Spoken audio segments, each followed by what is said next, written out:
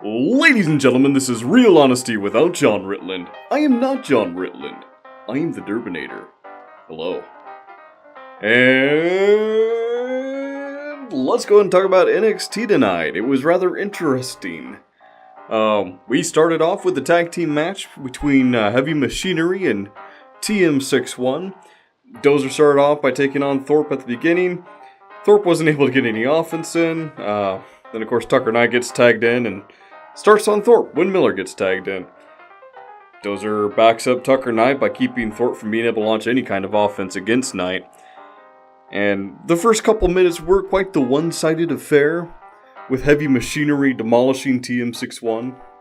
But after a strategic tag from TM61, they begin their counter-offensive and working on taking down Tucker Knight. It didn't last long, however. Because for as soon as Dozovic was tagged in and started tearing down TM61, he brought everyone down until he almost got the pin when Miller interrupted. Even this counter, though, proved ineffective because, but the match continued on for a little bit. Dozer, deciding to kind of relish in the moment, was standing up on the top or middle turnbuckle, getting ready to hop back, and, well, he took too long. He got kicked in the face. He got kicked in the face good. He was down. They went for the pin, using the rope, and took out Heavy Machinery. And yeah, that was the end of that tag team match. So yeah, TM61 is starting to go on this nice little heel turn and using every possible method to get an advantage. And that's sort of how they're going to need to do this at the moment. Because the tag team division is the only real heels in it, I think, would be Undisputed Era. Actually, how many tag teams are there right now in NXT? I think there's like 3 of them. 3 or 4. Huh. What am I missing? Ow. After that, we got a video package from Bianca Belair, a video package from EC3, and then we had a match between Kairi Sane and Lacey Evans in a match that was over 5 minutes. Progress.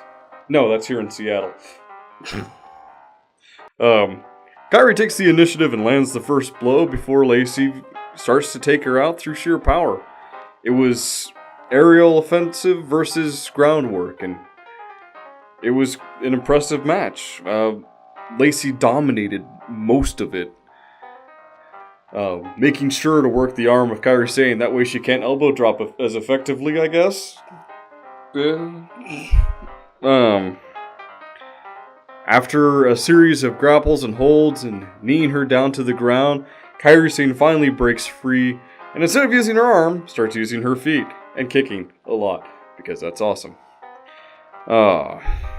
And then gets Lacey Evans with an elbow in the corner. Lacey Evans, to avoid, rolls out of the ring, gets hit by a kabuki elbow. And then Kairi, feeling confident, getting ready to finish the match, goes to jump off the top turnbuckle, and then BAM! A lady's right.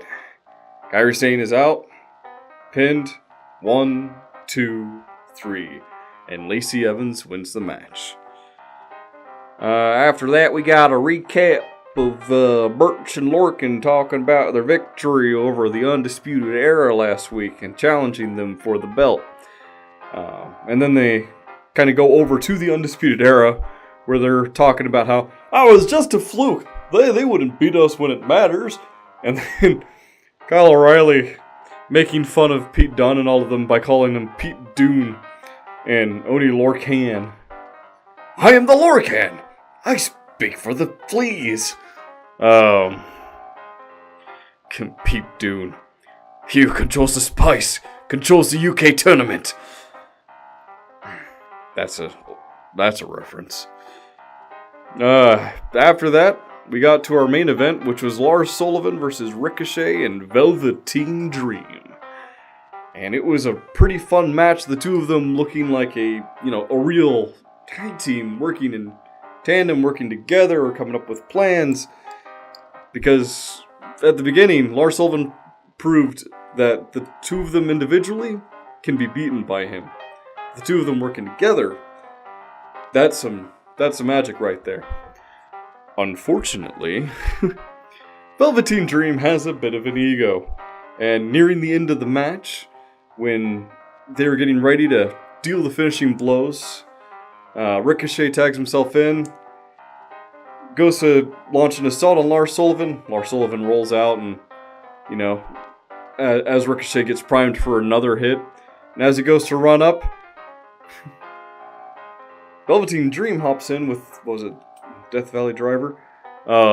And takes him down, takes Ricochet down, his partner out, you know, trying to, because he felt taken advantage of. He's like, yeah, I didn't need your help. But Velveteen Dream decides to slide out of the ring as Lars Sullivan slides back in. Phrasing. Hey, soundproofing. Stay where you're supposed to. Anyway, Lars Sullivan takes out Ricochet, pins him as Velveteen Dream is walking to the back. And then, after that, criminy, I'm exhausted, so if I'm a little lacking in my usual succinctness, I'm exhausted.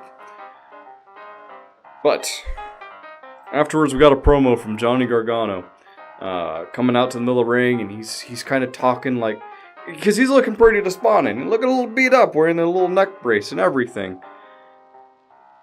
And starts to talk as if he's ready to quit, but the crowd starts cheering him on, chanting out Johnny Wrestling. You could see it getting to him. And then he said, you know, he's like, is it worth it? And everyone's just going, yes, yes, yes. The guy's injured, but wrestle anyway. Woohoo, yeah. So, despite his wife's